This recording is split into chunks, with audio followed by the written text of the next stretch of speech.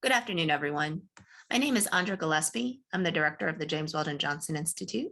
And on behalf of the staff and the visiting fellows of JWJI, I'd like to welcome you to today's Race and Difference Colloquium. JWJI and Emory University acknowledge the Muskogee Creek people who lived, worked, produced knowledge on, and nurtured the land where Emory's Oxford and Atlanta campuses are now located. In 1821, 15 years before Emory's founding, the Muskogee were forced to relinquish this land. We recognize the sustained oppression, land dispossession, and involuntary removals of the Muskogee and Cherokee peoples from Georgia and the Southeast. Emory seeks to honor the Muskogee Nation and other indigenous caretakers of this land by humbly seeking knowledge of their histories and committing to respectful stewardship of the land. This is the start of a very, very exciting and busy week. On Thursday, as part of the Latinx Studies initiative, there's going to be a special program on migration and health. It's an all-star lineup of 5 panelists. It'll be at 6:15, so please check our website out for that. Today, it's my honor to welcome Dr. Zakiya Luna to the colloquium. Dr. Luna is the Dean's Distinguished Professorial Scholar in the Department of Sociology at Washington University in St. Louis. Her research is in the areas of social change, sociology of law, and health and inequality.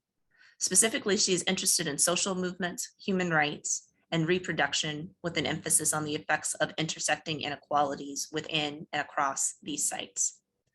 Dr. Luna is the author of Reproductive Rights as Human Rights, Women of Color, and the Fight for Reproductive Justice, and that will be the basis for her talk today. Currently, she's working on an edited volume entitled Black Feminist Sociology, Perspectives and Praxis with Whitney Pirtle. She's also the co-creator and former co-editor of the University of California Press book series, Reproductive Justice, A New Vision for the 21st Century. Dr. Luna earned a master's degree in social work from the University of Michigan, where she also earned her PhD jointly in sociology and women's studies. So without further ado, please join me in welcoming Dr. Zakiya Luna. Thank you, Dr. Gillespie, and thank you, folks, for being here this afternoon. I see folks continue to file into our Zoom room. My presentation today will indeed be focused on some work from my book. But before I begin, I do want to acknowledge that the land that I'm presenting from in St. Louis, Missouri, is the traditional homeland and occupied territory of the Osage Nation, Missouri, and Illini Confederacy. And I also want to thank Professor Gillespie, who was so generous in inviting me to speak as part of the Race and Difference Colloquium series. Also want to thank Ms. Rhonda Patrick, Antoinette Burrell, and also the fellows who welcomed me this morning with an exciting conversation. And so as a scholar of social movements, I really take a long view of things, and I'm going to be talking about sort of context for some contemporary debates that are happening right now that essentially get at things like bodily autonomy, who has the rights over our bodies. And, this has really been a central question, yes, for African Americans since, forced arrival in the US, but also really for every group, who is displaced for the nation building project of the US, the many Native communities, or also even thinking about indentured servants who came to the US from the UK, or to immigrants who came later seeking fortune in the American dream. So there's a lot I'm going to cover, and more of it you can find in my book. And thank you, Ms. Patrick, for putting info about my book in the chat. And I've been using this phrase reproductive justice very briefly. So I want to just really quickly define it because it gets used in a lot of different ways now, and we can talk more in the Q&A about why that is. But really, a phrase coined in 1994 by a group of Black women at a conference in Illinois, actually, to really think about the relationship, say, between reproductive rights and social justice. But it's also been a phrase that's been expanded upon by Atlanta-based SISTERSONG, Women of Color Reproductive Justice Collective. This is a picture from the Mother House, which is in Southeast Atlanta. And, this definition has been expanded on by various organizations, but SISTERSONG really is the organization most associated with it.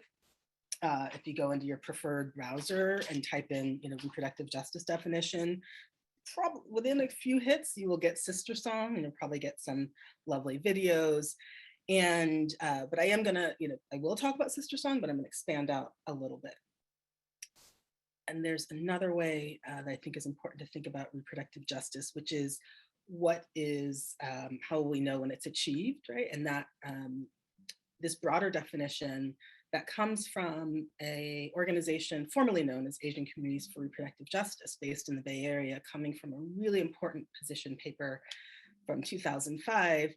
And they say that, well, no reproductive justice is achieved when everyone has the social, political, and economic power and resources to make healthy decisions about our gender, bodies, and sexuality for ourselves, our families, and our communities.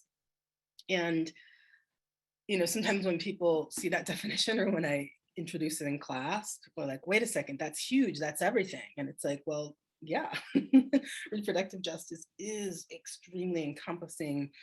And it's not just about individuals, it's also about communities. And I want you to really keep that in mind as I go through the rest of my talk. And something else I think is important that they really pulled out is that, reproductive justice isn't just about a set of issues, but it's an entire framework, right, for understanding how reproductive oppression and how we take action to address the challenges our communities face, right, sort of how that's conceptualized. So I really think it's important to really, start with movement folks and movement spaces, since that is where reproductive justice comes from. And, really is about bringing movements together to leverage, right, for these strengths to create lasting shifts in sort of how we relate to each other, how we relate to our reproductive capacities, and to the world, right? So just keeping that in mind as we go. And I know some folks who are joining this webinar will be very new to reproductive justice, and I do want to do a little bit on the past. And in my slide, I put the past in quotes because as I was just talking about the fellows, past is present and present becomes future, right? And so I think it's really important to put this in context. And, when I teach my classes on reproduction, I really start with the work of folks like Dorothy Roberts and others who really look to the US's sort of past regarding sort of how reproductive policy and reproductive practices in the past were developed actually impact contemporary work. You may have seen this image floating around at different points. This is sort of representation of Dr. J. Marion Sims, who had slaves and used enslaved women for various experiments, right, regarding gynecology. And many of these insights, right, were used to develop the field. And, various points have been referred to as the father, right, of the modern sort of gynecological sort of field. And many folks have pointed out that sort of these advances, right, were only possible through the enslavement of Black women and the experimentation, right, on their bodies. And that when we think about not just these sort of ideas of how Black women's bodies were thought of, but then also the policies that developed further from that, how they continue, right, to shape reproductive policy even today, and how we think about broadly, sort of mainstream, whose bodies are valuable, right, whose pain is worth paying attention to, right? Who has the right to actually consent to or not consent to particular procedures, for example. And I really think it's important that we start at that space to really be clear that the past, right, is present, as well as thinking about how the ways of sort of pseudoscientific thinking of eugenics, right, had an impact on understandings of whose reproduction should be encouraged and who should be discouraged. And so here, Uh, Now, of course, I only have about 40 minutes, so I can't go over the whole history of eugenics. But what is really important to understand about eugenic thinking, particularly in the 19th century and early 20th century, and even now, right, it was pseudoscientific. And the idea was, oh, wow, we bring together all these fields like genetics, psychology, sociology, my main discipline, medicine, and bring this all together to really get at the self-direction of human evolution. And folks who are really into eugenic thinking really thought, right, that there were particular traits that were passed down, such as quote unquote criminality, right? But also they thought things such as morality were passed down. And that meant that, of course, right, they felt the need to discourage some folks from reproducing. And, folks who are discouraged from reproducing included, immigrant groups, obviously, formerly enslaved folks, and a whole set of folks, right? And what I think is always really important to keep in mind is that this wasn't some fringe sort of movement, right? Eugenic thinking really went up to the highest levels of educational institutions, of legal institutions, right? Of the ways that public health practice was done, right? And there's many folks like Alex Stern and various others who've really looked at sort of the public health sort of framing of eugenics that sort of made it seem like the whole health of the nation, right, was dependent on ensuring that certain groups didn't reproduce. 1907, we have the first sterilization law passed in Indiana. 1909, Washington passes the second. 1909, California passes the third, right? California, which is seen as a really progressive state and on the cutting edge. Well, being on the cutting edge doesn't always mean a good thing, right? And it's really important to, there's been more recent sort of revelations regarding the ways that the county health boards and others really sort of engaged in these practices all the way up to, there's evidence of even a few years ago, right?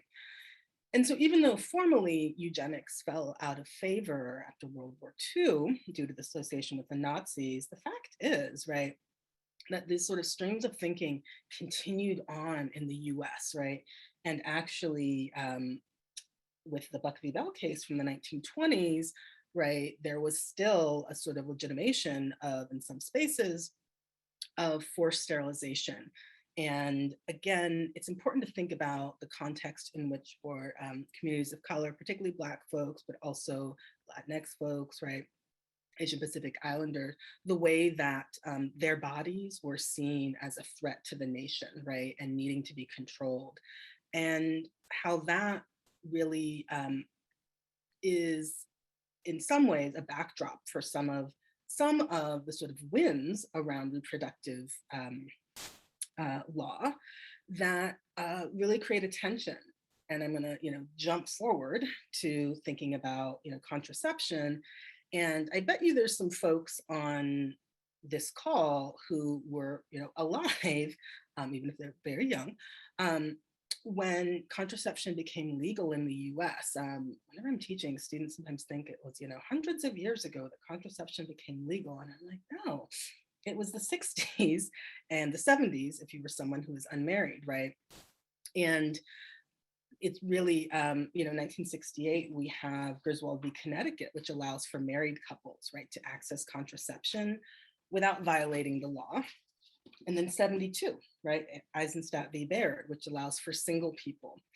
And that is also, one of these things we think about, okay, well, there were certainly groups for whom their motivation for supporting, right, sort of federal access, around contraception were actually around eugenic thinking, but there were also folks who were very much, of course, wanting to control their bodies, right?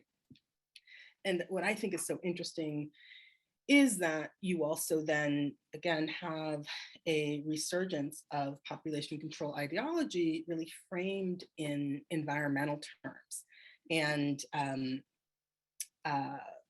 I didn't include a slide on that, but there's some very sort of famous texts like The Population Bomb, which you can look up. And when you look at the cover of that book, for example, one of the iterations of it has a young white baby with blonde hair and says, every 4 seconds someone dies in this nation, dies in the world due to overpopulation. And, you're clearly supposed to really think about overpopulation as something that is a driver and why we need to, support contraception. But as you can imagine, historically, only certain communities have really been sort of at the mercy of sort of government officials regarding sort of these ideas about contraception, right? And that's particularly been low-income folks who are using, say, Medicaid, and who are disproportionately people of color. And so it's really important to think about these continuing sort of threads and tensions of ways that, progress for some groups around reproductive policy can really mean sort of the reproductive oppression of others, right? And sort of how do you tease that out? How do you ensure that there's ways, for example, to have access when you want access, but that you're not forced, right, to engage in particular contraceptive practices, for example. And I'm happy to talk more in the Q&A about some of this work looks like right now. But I think it is important to also think about how at the same time, right, where there's a lot of changes happening in the 60s and 70s around contraceptive policy, Roe v. Wade ruling 1973, we're coming up on the 50th anniversary in a couple of years, and include these images to show the sort of extreme ends, right, of the opposition and support, but also something that is sometimes surprising to folks, right, is if you look at some of the contemporary images, they look very similar, right? They're just in color. And I think part of what's really important to pull out with this, right, is that all of this tension and discussion that's happening presents a particular image, right, of who was concerned around reproductive issues. And it doesn't, right, tend to draw on the fact that actually there were folks of color, right, who've been engaged both in support and opposition around access to contraception, around access to abortion, right? And when you really think about it, though, it makes sense because, of course, they in particular are differently affected by these issues. And yet at the same time, really think about what's it like to center women of color in reproductive activism and think about the ways that race and gender impacted how they thought about these issues. Well, for example, in the 70s, 60s, 70s, and today, right, we have women of color really challenging forced sterilization, right? So the image of a 1974 protest against LA County General Hospital, where there was a discovery that many Spanish-speaking women would go in, right, to give birth, and were being forced, right, during pregnancy, during labor, to sign paperwork, right, that allowed for sterilization. And many of them were not told what they were signing, right, obviously during birth, under duress. The material hadn't been translated into language they would understand. And or if they were told information, they were told that it was reversible procedure, and which is not true, of course, of sterilization, right? And so once it was revealed, right, that this county hospital, that there were these widespread practices, right, there was continued protests, right? And there's also another image you're seeing around a rally, right, that was happening in, pardon, that's a 1978 poster from a San Francisco-based organization. But again, when you look at the timelines, you see that there's so many different things happening, right? That there's increased access and freedom for some, while others are still fighting to have basic control of their bodies, right? And so when you put this in context, right, you're also thinking about, okay, so there's consistently these tensions, right? And then you also have things like 1976, right, the HYDE Amendment that restricts abortion access, right, which very much was targeting poor folks, right, or again, disproportionately folks of color. And Representative Hyde was very clear when you read the transcripts regarding this, it said very clearly, and I'd certainly like to prevent, if I could legally, anybody from having an abortion, right? Rich woman, middle class woman, or a poor woman. Unfortunately, the only vehicle available is the Medicaid bill, right? There was no hiding what this was about, right? It was a way to start restricting abortion access with the larger goal of keeping it from everybody, right?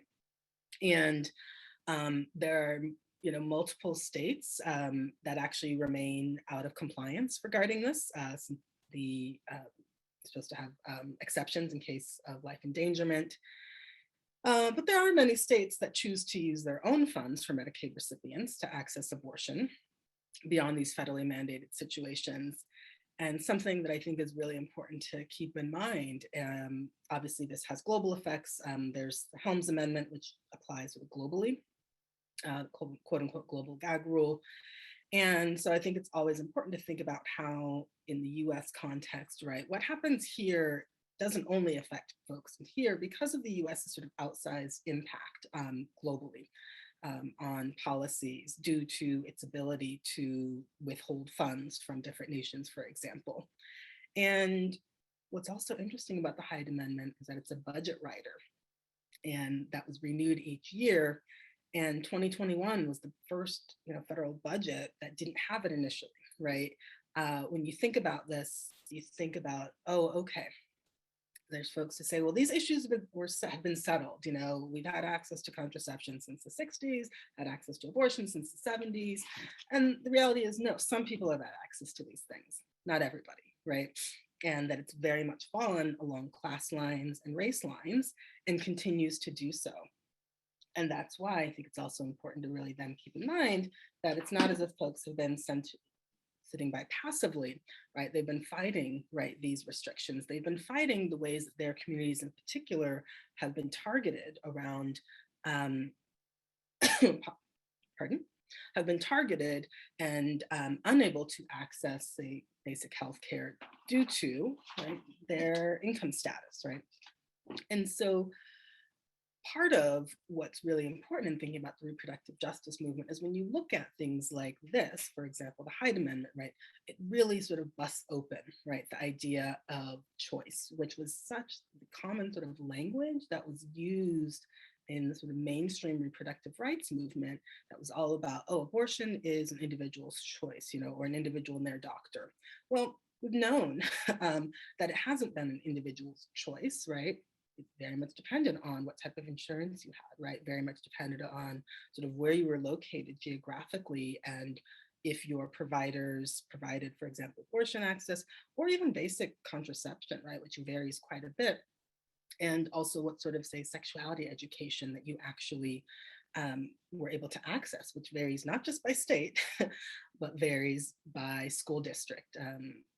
And so, what I really think, reproductive justice advocates have been saying from very early on, and we're really able to push forward, is to say, hold on, like who really has these choices, right? And what do you need resource-wise to actually be able to make a choice? And that, really helped create various sort of initiatives and the movements, right, and the sort of rise of reproductive justice organizations, right, organizations that said, hey, we're concerned about reproductive issues, right? Absolutely, we're concerned about contraception, we're concerned about abortion, but we're also concerned about forced sterilization, right? We're also concerned about having healthy drinking water, right? So that kids we do have, right, are in healthy environments, right?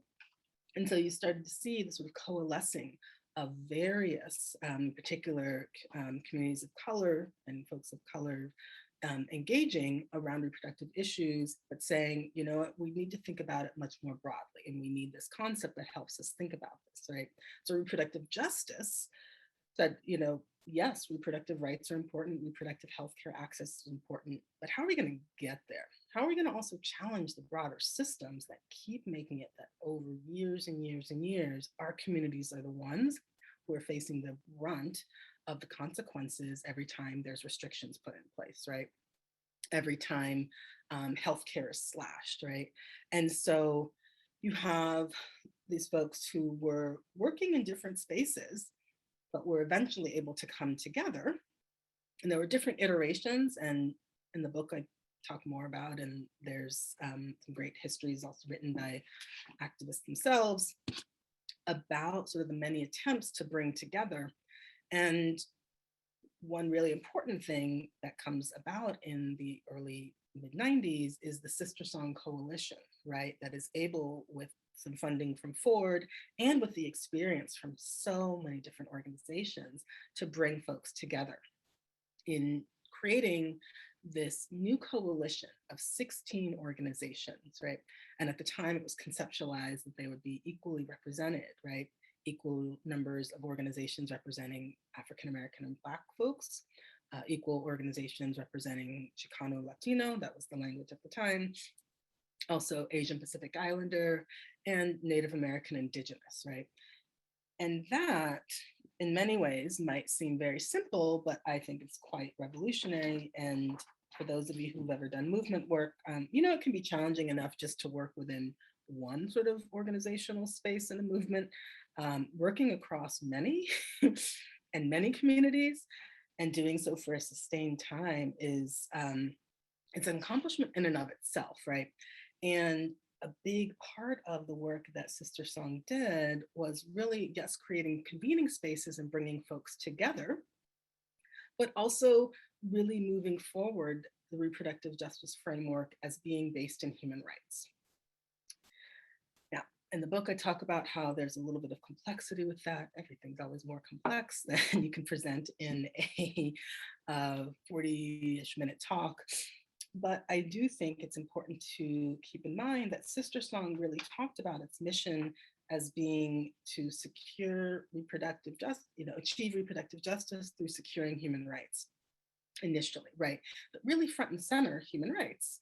And that there were early founders who were able to engage with these international human rights spaces, right? UN conferences, such as Conference on Women and Population and Development in Cairo or Beijing, and these other ones, and really see sort of the range of work that was happening outside the US with women's organizations in particular, and those working around health, who were able to draw on the Universal Declaration of Human Rights, right?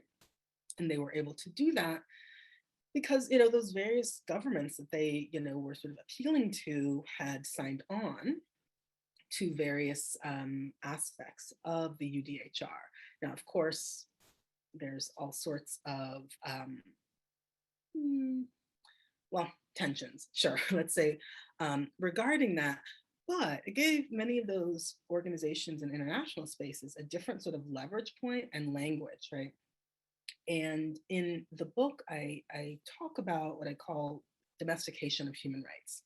And I talk about how, this and others have, talked about, for example, Ford Foundation had a whole initiative around bringing human rights home. And I talk about some of the links between some of the trainers in those spaces and, say, early SISTERSONG initiative.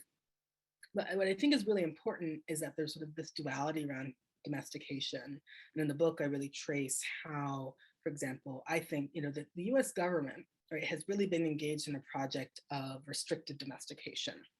And by restrictive, I mean taking the parts of, say, the Universal Declaration of Human Rights that fit pretty well with the current legal order, for example, voting rights, right, things like that, without really paying much attention or really talking about, say, economic rights, right? Rights to unions, rights to things like that. And it's not to say that the US government is unique in this, and there's some great work by various political scientists, right, that point out the many ways that many governments, right, use human rights to their own ends, but that the US government is so particularly fascinating in the way that it violates human rights sort of indiscriminately within its own borders, and then very much tries to tell other nations what they need to be doing regarding human rights. And that's particularly because, you look at the way that human rights is very much focused on as a democratizing project, right? That's part of the work of sort of restrictive domestication, is the discussions and the ways that it seems to be, oh, it's only that in democratic sort of settings can you possibly have human rights. And you also, for example, this screenshot is from the current administration. You look really, right down there, it talks about expanding open markets, right? That's not necessarily something we see in the UDHR, right? That's about the US government trying to say, hey, this is what human rights means and democracy promotion means.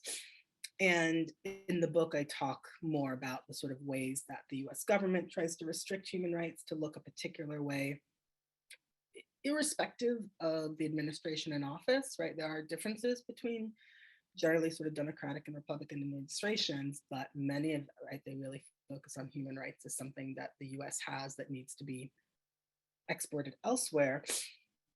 But then you see, as exemplified, say, through SISTERSONG and some other initiatives, the way that they really try to talk about human rights in this much more expansive way that fits with also thinking about social rights and economic rights, because that really gets at the much broader resource question, right? When we go back to choice, right?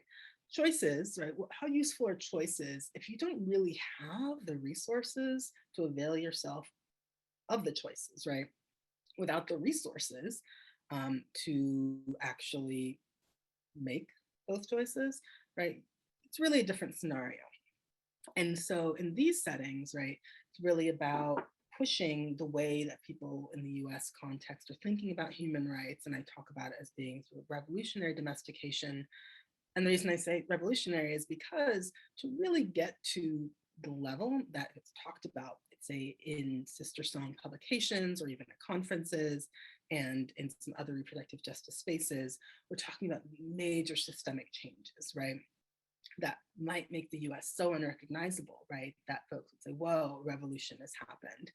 And again, that's a simplification. I talk more about it in the book, but it is really important to think about that sort of relationship in the broader context in which, movements are trying to make changes, but there's also a larger sort of social context that they are engaging with and a larger policy context that's important to think about. And I'll just include one little example here that is from SISTERSONG's newsletter, one of their early newsletters. You can see right here in the title, Reproductive Rights or Human Rights. And what's really interesting about this article in the newsletter is that it goes through various categories of human rights and really does this work of translating for particularly US readers how these things connect. And as I talk about in the book, that translation work is really important because actually many folks in the US, to the degree that they have an idea about what human rights is, they've been socialized very much to think of human rights as something that's needed out there, right? Those other countries don't have human rights. And that's part of a systematic intentional process, I would argue. So with something like SISTERSONG and broader reproductive justice movement, to get people on board with human rights, you also have to do some re-education work, right?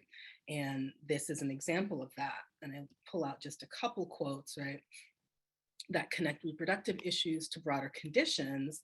And this one says, for example, women have the right to challenge disabling conditions like poverty, environmental pollution, government policies, and corporate practices that violate their human rights, right? And then you see towards the end of the quotes talking about opposing race and class-based population strategies and other human rights violations. So in this education process, it's also framing, right, population control strategies as not just about, oh, individual bad actors, bad doctors, things like that, and not just, oh, medical malpractice, but human rights violations, right? So really trying to shift people's understanding of the broader context in which to see these actions and this reproductive oppression. And in another part of this piece talks about the US government's relationship, right, to broader human rights treaties. And again, there's a lot more history here to think about and regarding how the US government has or has not engaged with international human rights. But what I think is really interesting, right, in this one, it says, part of the goals of the reproductive justice movement really should be to engage Congress about bringing the US in compliance with the rest of the industrialized world. And I think it's such a smart move, right, to really sort of say, hey, this is where the US is out of step with others, right? Everyone else is already doing this. Why isn't the US, right? And you see both the education, but also the sort of call to action, right? That is part of this. That's just a little taste, and happy to talk more about it. And because many of you are probably zooming in from Atlanta, you have the opportunity to virtually and soon in person, right, to attend SISTERSONG events, etc. And one thing I think is also really interesting is that even though there's been changes in leadership, changes in some of the programs, etc., right, human rights is still part of the discussion. Now, I don't want to make it seem like it's all smooth sailing. And in the book, I talk about some of the different perspectives from within the coalition regarding human rights. And this is a quote from Karen, who's a policy advocate who did a lot of policy work in Washington, D.C. And, this is part of a much longer discussion that we had, but Karen, that's a pseudonym, said, right now we're in a pragmatist environment, so whatever works. So it's kind of a know your audience. And if we're talking to a very liberal member who's super lefty and all that, you want to talk puppies and rainbows and human rights. And then she kind of laughs and says, it's really sad that human rights is puppies and rainbows, but, we're thinking in much more practical terms. So partly it's to point out, right, that there's different audiences, right, to engage with around the idea of human rights. And Karen wasn't talking about opposition. This was actually happening during conversations around ACA, Affordable Care Act, and saying, oh, even with our own audience, right, even with people who are ostensibly supportive, like Democrats, need to be really mindful, actually, that they have quite a range of perspectives, and that some of them are super lefty, right? But Karen also is pointing out some of them aren't. And even though this quote is from quite a while ago, I think that we've just seen more and more examples of how this is the case, right? And so what does that mean, for trying to move forward policy that advances human rights, but also, needs to, many folks' case, well, they say but it needs to get passed, right? So you need to be realistic, pragmatic, and happy to talk more about what are the sort of costs of pragmatism. And, I mentioned what's been interesting and over the time that I did my sort of initial data collection and even, to today, even though, there's been changes in leadership, right? So for example, previously Loretta Ross was national coordinator, or Monica Simpson became national coordinator in 2011, and there's different programmatic focuses, okay? But yet, right, human rights still is present, right? And I think that that's important because human rights isn't necessarily a fully easy sell in the broader settings with mainstream organizations, right? There's a lot of education that has to happen. And this photo is from a press conference in 2019 when SISTERSONG, along with ACLU, was suing Governor Kemp regarding abortion bans. And really important because again, it's not that folks who are engaged in reproductive justice work, particularly folks of color, it's not that they're not interested in, say, abortion issues or contraception issues, but their point is that it's not the only issue, right? And when you think over a lifetime, you think about rights to have children, rights to raise children with dignity, and the importance of that. And yet, right, taking the lead on this lawsuit, and you pull out in the pull out in the press release, right, there is quoting and discussion of the importance of this case, not just for Black Georgia mothers and birthing folks, right, but broadly for anyone who's marginalized, right, having reproductive autonomy, right? So saying, we need to think of the both and here, right? And also, really important to see how reproductive justice advocates continue to fight against forced sterilization. And I'm sure this image is familiar to many of you who are in Atlanta, right? But we saw Irwin Detention Center, the revelations that Don Wooten here, right, a nurse who was working in that setting, who became a whistleblower, right, and revealed the ways that there were many medical providers, right, folks were being detained, right, and then being deported. But before they were being deported, right, they were being forcibly sterilized, right, and this had nothing to do with healthcare needs, anything like that, right. This was, many argued, and you see on some of the signs from a Savannah protest right here, right, forced hysterectomy is a form of genocide, right, and really raising the question again and saying, wait a second, like, what is going on here, right? People, you know, when I show those early images of forced sterilization, there'll sometimes be folks who say, oh, okay, but that was in the past. And say, oh, but every few years things come up, right? So in 2013, in California, cases of at the women's correctional facility, various folks being forcibly sterilized, right? Sterilized without their consent, right? Or as in this case, an Irwin Detention Center, various folks being forcibly sterilized, undocumented immigrants, right, who the government who's responsible for their healthcare was engaging in these practices, right? And so we see that these issues, right, and these approaches and these ways of thinking about some people's bodies being less valuable than others continue. But I think it's also important to think about the many ways that the resistance continues. And I think that we have lots of documentation from history, sociology, anthropology, of the many ways that communities have resisted. And I put in a couple slides of some local things, right? So for example, earlier this year, when Texas began to enact its highly restrictive SB 8, which the Supreme Court just heard arguments around this a couple weeks ago.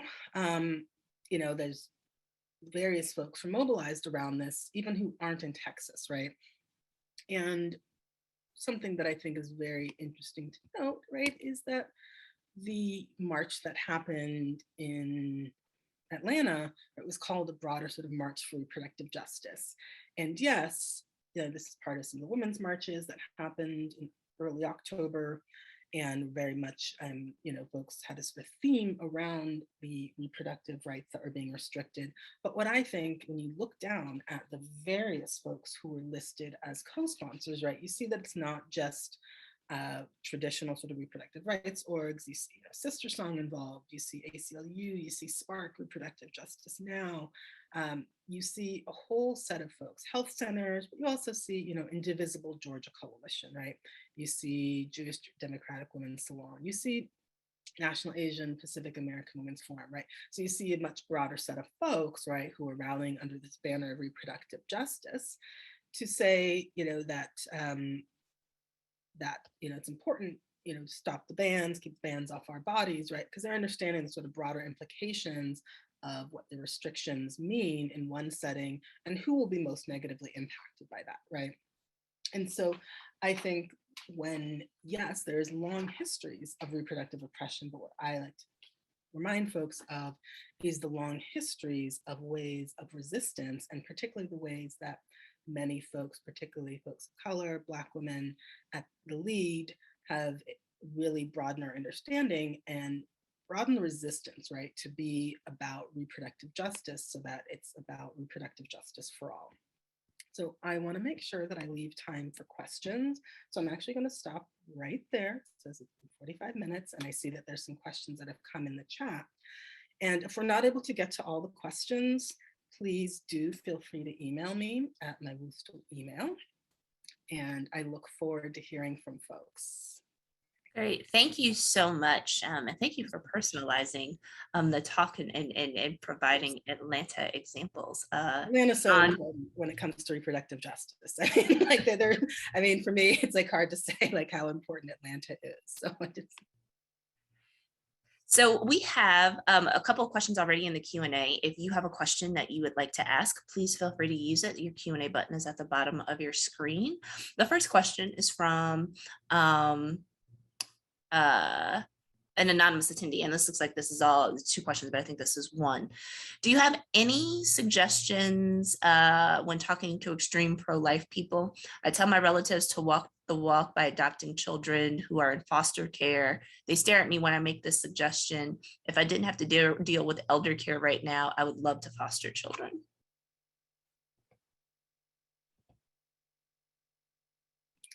There's a lot there. Yes. So I think a couple things. One, I am actually, and maybe this is just, well, it's part of getting older, more tired. Well, one, I appreciate that you said talking to, right? I might shift that a little bit and say talking with, right? And I'd also think about long term, right? And this might sound like a broken record, but most people's views around really any issue aren't formed in one instant, right? Most people, it's been years and years, right, of hearing particular types of messages. And those messages aren't just around the one issue, right? It's around a set of ideas and issues, right? So for many folks, and I'd say this would be even for folks who are in support of, say, abortion access, right? That sometimes, right, there's a lot of concern, or sometimes might be even fear, about even letting in the tiniest shred of a different idea, because there's this fear that, like, oh, then everything will sort of crumble, right? And sometimes, right, if you have everything so tightly wound up like that, that could indeed be the case. But I think what it's important to think about in those scenarios is, like, what are the different angles that this person is seeing this, right? And I get it, you know, anonymous attendee, from your view, you're like, well, this is all connected, right? If someone says they are pro-life, that means this. I would actually ask you to consider, do you know what their understanding of pro-life is, right? Now, coming to the holidays, and folks are like, oh, I don't want to have that conversation. Maybe the holidays isn't the exact time to have it, but what would it look like to have a conversation over time where you were genuinely curious about what their understanding of it is, right? And I will say that's not necessarily easy to do, but something over time that I've seen is that even for folks who understand themselves as supporting abortion access, there's actually quite a range of perspectives. And within the reproductive justice movement, one of the things that I think is really interesting in looking at some of the early work was how, for example, some early say founders of SISTERSONG identified as pro-life, right?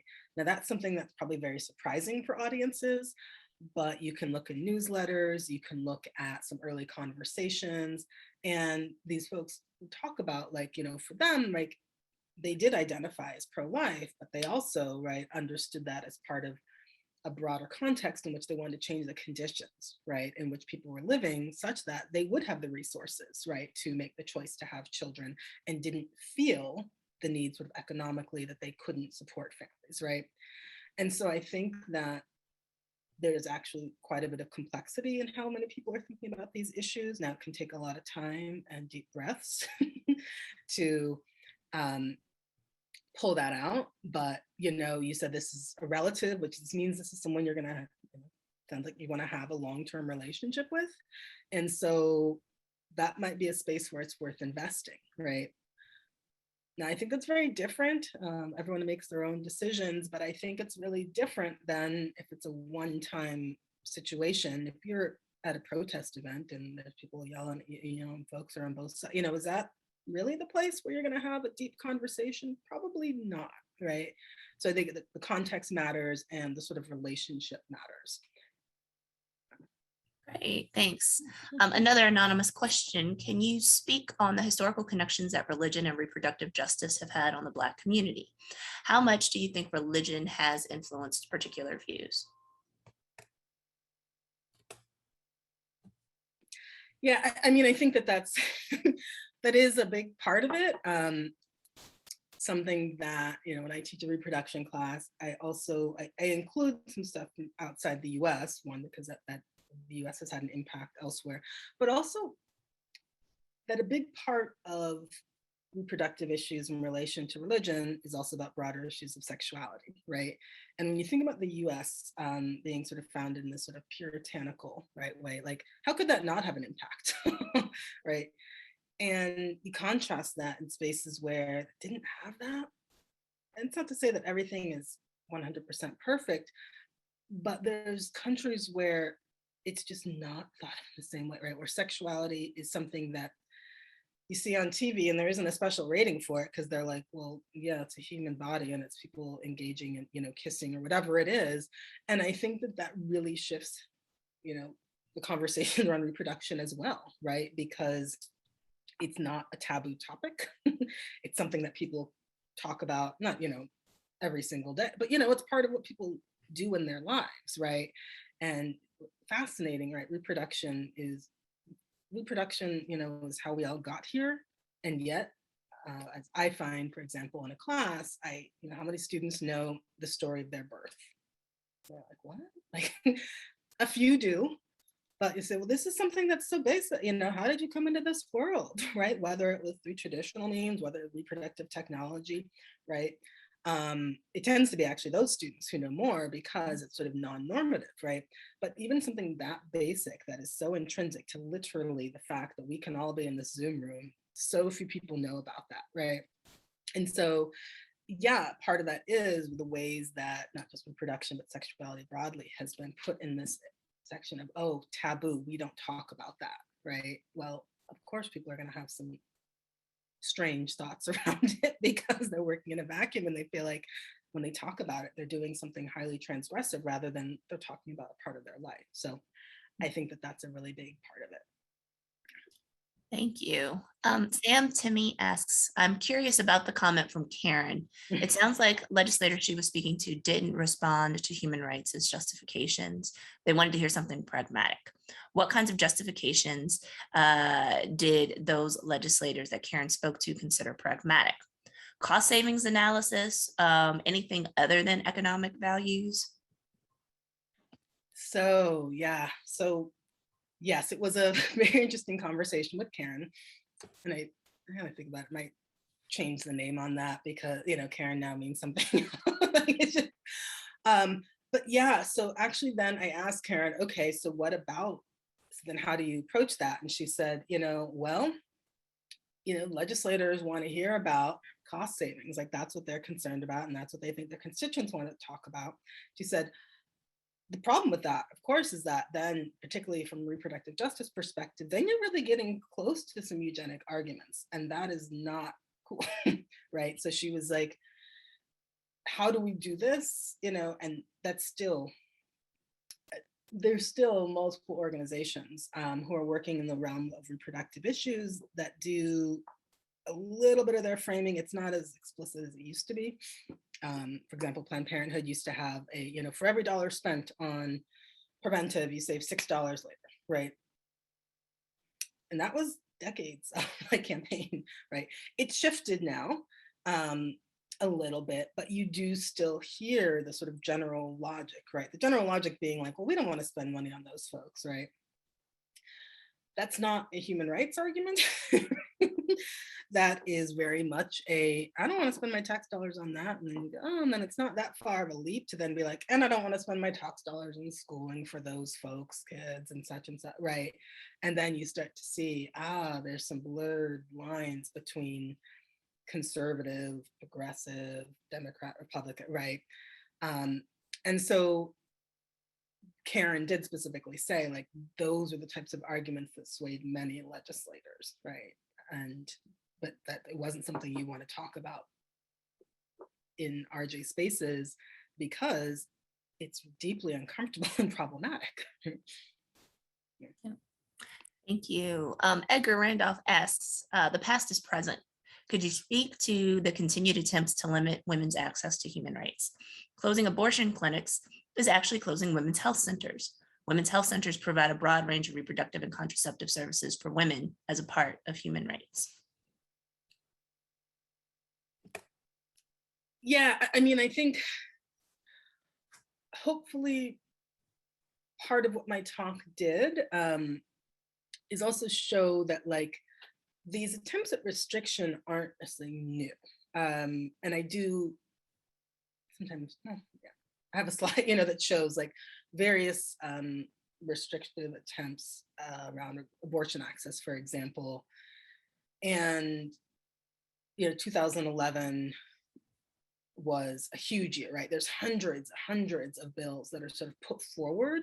And even if only a small percentage of them are actually successful, right? They're successful at sort of chipping away, right? And again, right, like I am of the argument, like, yes, like when you're closing, say, quote unquote, abortion clinic, like many of them are providing other types of healthcare, right? But I think what can be really hard for people to, I don't want to say settle with, is that like, that is not how other folks see it. Like, they're just like, we don't see that as, one, we don't see that as the case. And two, well, then people should go to a different healthcare provider, right? Like, which really shows like an empathy gap, right? Not understanding, like, actually, like there's many places where there's a provider, right? And that's it, right? You don't have the option to just hop in your car and go certain spaces. And so I think the other thing you see, and this isn't unique to reproductive issues, but I think we particularly see it impacting around reproductive issues, is that the folks who are making the legislation aren't the people who are experiencing the consequences of it, right? Because legislators have particular type of healthcare that we pay for, and they're able to access doctors when needed, right? The restrictions that are happening aren't going to impact their families. They're going to be able to, if they ever decide, if someone in their family decides that they need to access an abortion, they're going to be able to pay for it, whether it even includes going to another country, right? Like they'll be able to deal with it, right? And so then it brings you back to this larger issue. Okay, so what is really the root of this? And many folks say, like, the root of this is around punishment, right? The root of this is around sort of saying, well, you shouldn't be engaging in any, say, sexual activity outside of marriage, that you should face the consequence, all of these things that really go back to some of these really, really sort of, I think, regressive and sort of puritanical approaches to how we think about people's lives. And that's a big part of that sort of tension, right? So I agree with you. Yes, when you're closing access to broader healthcare, you're closing, restricting people's access to like even basic connection with the medical system. And that's why it's very important for people to also be involved in the sort of resistance, and not only thinking about the impacts on reproductive health care, but more broadly, like other health care that people are able to access in these settings. So. Thank you. Victor Bene says, thank you for this brilliant and clear talk. I myself came into organizing and later the Academy for Reproductive Justice. How in your work do you straddle the line of contemporary reproductive justice works funding through white ultra elites like Warren Buffett and Bill Gates? Rights-based frameworks often also require a certain respectable subject to be produced. How do we think about the critiques from prison abolition about the limits of rights-based frameworks and the retention of rights-based frameworks in reproductive justice? Yeah. Thank you for the question. Thank you for all these questions that have come. Mm-hmm. But I think, so one thing is thinking about, and I'm getting, so I'm just looking at the Q&A to make sure that I have the, yes. One, yes, lots of critiques of rights-based frameworks. And I have some other quotes in the books from folks who also point out, like, well, in order for people to really sort of acknowledge that you should get human rights, they have to acknowledge you're human first, right? So that's one thing.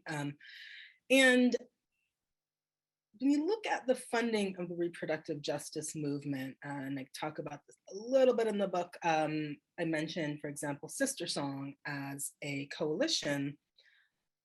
Part of what made the, what some say fourth, some say fifth attempt at putting together a women of color network around reproductive issues is that there was some funding, right? And came in the form of $2 million from Ford Foundation, which on one hand, sounds like a lot, but then you think about, well, there were 16 organizations. And at the time, there were all these restrictions about how the money could be used. And STERILIZATION folks, particularly Loretta Ross, talk about the ways that they sort of pushed against that. But the question of funding is always there, right? If you're going to be working within a nonprofit 501c3 framework, which they chose to. And so I say that in part to say, like, there were funders that some would say had questionable ties, even then, right? But part of what the difference was is there were particularly positioned folks of color or white allies who sort of saw the importance of this broader vision of reproductive justice and shifting this broader way that reproduction was being discussed, even within movement sectors, and we're really trying to move that forward, right? And we're really willing to do something different and say, okay, we're going to shift the money, say, to folks of color, right? Which some folks say that's not a big deal, but actually in many funding sectors, right, particularly at the time, like giving people of color the money rather than, say, white-led orgs that had a people of color program, right? That was big. Now, I think you've mentioned, for example, Buffett and Gates, and say sort of in repro, there's sometimes these people will talk about like a large anonymous donor, and it's like, all right, like Buffett, right? And on one end, yeah, like there's people say like that's kind of problematic. On the other hand, they say, well, do you want money to be going to something like, you know, or do you want it to be going to reproductive justice orgs that are rooted in communities and are going to at least attempt to do something a bit more visionary with it than traditional orgs, right? And I think that's, you know, something that's continuing to be discussed. I'm not gonna, you know, I'm not in those conversations, but I will say that like the other thing that comes up when you're based on, you know, when your funding is coming from one particular source or maybe two sources, right, is that if they change their minds, that has an impact, right? And so I do think that there's one thing that I noticed in the various RJ events I attended, say big SISTERSONG conferences, is there would be discussions of funding and more sort of storytelling about ways to push funders and say like part of our work here isn't just to get money to do programmatic, but part of our work here is actually to shift, right, and to tell our stories and to shift sort of who's doing the funding. So then you also see sort of initiatives like Groundswell that probably, you know, in early 90s, people couldn't even fully imagine, but now, you know, Groundswell does some pretty radical funding, whether it's around sex worker collectives, whether it's around youth organizing, and a whole set of things. And it's really focusing on folks of color and based on the leadership of folks of color. So there's also that aspect of trying to shift there. And then on the last part about sort of prison abolition, that also, right, is thinking about, it's been interesting, you know, one of the areas that when I first started doing this research in mid 2000s, gosh, one area that it seemed like there was actually quite a bit of traction on around 2010 to 2013, you saw a flurry relative of states, for example, banning shackling of incarcerated folks when they were birthing, right? And that, right, partially was framed as a human rights violation, but it's also something that brought together different types of movement folks who weren't necessarily working that much together beforehand. So you had folks who were, you know, opposing practices that were happening in prisons, and you had folks who were saying, hey, reproductive justice is about also birthing with dignity, and it is not dignified to be birthing chained to a bed just because you've been incarcerated, right? So I think, you know, there's also the work of intra-movement work around sort of discussions about how does our work connect with each other, and then you can also then get to the like, and how do we move to a different sort of frameworks? And I think this question of respectability comes up in a lot of movement spaces. And I think, this answer may not be particularly satisfying, but sometimes it's like okay, what is the short term versus the long term?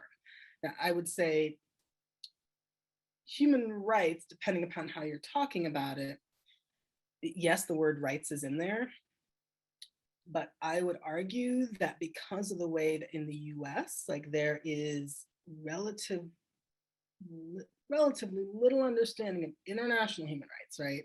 In the way that it's this big, expansive project, and Carol Anderson, who's at Emory, has written extensively about sort of why that is, why the fact that, the US civil rights movement was trying to engage with international human rights and was actively thwarted, right? Because it was like way too transgressive, right? Civil rights was hard enough. Human rights, we were talking about social rights, economic rights, like what? Um, so I hear what you're saying regarding the sort of respectability, but I also want to be mindful about the different ways, right? The sort of maybe sort of traditional rights projects have engaged in the US compared to thinking about a broader human rights project that also has this, in various cases, this big questioning of, say, capitalism, right? Big questioning of how we think of labor and all these things that many folks say is not part of the respectability project. Thanks. Yeah. Another anonymous question. Can you speak to the potential role reproductive justice can play in addressing adolescent reproductive health? It's so hard to talk about because people have such an instinctive, moralistic, negative reaction to anything sex related for teenagers. I'm curious about how you would frame those discussions and how we can help and advocate for teens. Yeah, thank you for that. And I think there's some great organizations doing some work around that are taking their cues from youth. And I was saying earlier in the conversation with fellows that, it became very quickly that I moved out of the youth category, and I was like, whoa, I'm not an elder now, am I? I'm like, well, and I'm not youth, right? And I think it's important to acknowledge, right, spaces where you can be allied, but where you don't have the experience. Like, and so, while many of, we've been youth, but like, I can't speak to all the issues, right, that young people are dealing with right now. I mean, sometimes in my classes, I'm like, I think y'all don't understand. Like, I still remember card catalogs, and they're like, what is, even at a basic level, that like, I remember when like, the internet became public use, like it's just really such a different context. And so that's why I think it is really important to look at projects that are working with youth, whether that's advocates for youth. And there's actually been, people who've moved from reproductive justice organizations into some of those spaces. You look at URGE, which used to be called Choice USA, right? And then they shifted their naming, one, because they were moving out of choice frameworks, but also in thinking about, young people and sexuality education, and really wanting to broaden the frameworks there. And so there's also various reproductive justice organizations like Forward Together, which used to be Asian Communities for Reproductive Justice, that has some really interesting youth-led projects, for example, around sexuality education, and that involved young people in Oakland area really, leading research, assessing what really was being taught or not taught, right? And again, even though it's a progressive state, like there's quite a bit of variation when it comes to any sexuality education, because that's so school district by school district. And then talking to their peers about what it is that they wanted to see, what they felt like they didn't get to learn, and then presenting it in different ways, right? So including like spoken word nights and things like that. And if you, let's see, that report title was called Let's Talk About Sex. It really outlines how they were engaging in a youth-led project. And so I think that's the other thing, is looking at the examples that are out there and getting, helping youth talk with other youth, right? And sometimes, what that requires is resources. And for those of us who are not youth, we're adults, right? We have different financial resources, right? Some of us do, that we can put forward to helping them go to convenings to talk with other youth, for example. And so I think that that's important. And then, as you said, like, though, it can be very challenging because particularly in our context, there's so much sort of fear of talking about young people and sexuality. And there's a really interesting book called Not Under My Roof that compares parents in the Netherlands and parents in the US, and sort of There are very different approaches to talking with youth, or not talking with youth in many cases in the US, around sex and sexuality, and sort of some of the broader consequences of that. And so that's also, you know, I think it's always good to put in the broader context and remind people there's other models out there. Right, all right. Yeah, great question. Thank you. Want to see if there are any more questions. We have time for one or two more. While if I don't see any more, I do want to remind you about our upcoming events. So again, the Latinx Studies faculty are going to be presenting their program on migration and health in a Latinx context. That'll be at 6:15 this coming Thursday. And in addition to that, next week's talk is going to be Dr. Deborah Willis from NYU, so on photography and soldiers in the Civil War. So I hope that you can come back and attend that talk. Again, I know you can't hear it, but please, we're all applauding you sort of in our offices and in our homes. We just want to thank you, Dr. Luna, for being a part of today's discussion. And it looks like we have one more question, just another thank you from the audience. So we very much appreciate that. So thank you, audience, for attending. We're glad that you could be here with us this week. We hope that you come back next week as well. Have a great week. Take care.